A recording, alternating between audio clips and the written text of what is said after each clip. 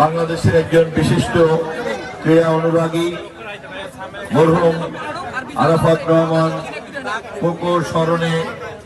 আজকে যে city tournament cricket অনুষ্ঠিত হলো,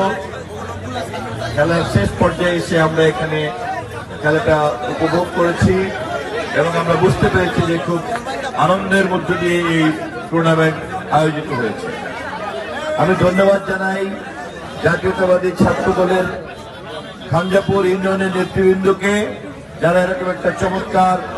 একটা ক্রীড়া অনুষ্ঠানকে আয়োজন করতে পেরেছে। আমি ধন্যবাদ জানাই এই ইল্লা দাখিল মাদ্রাসার মাওলানা জাকির হোসেনকে, যে এই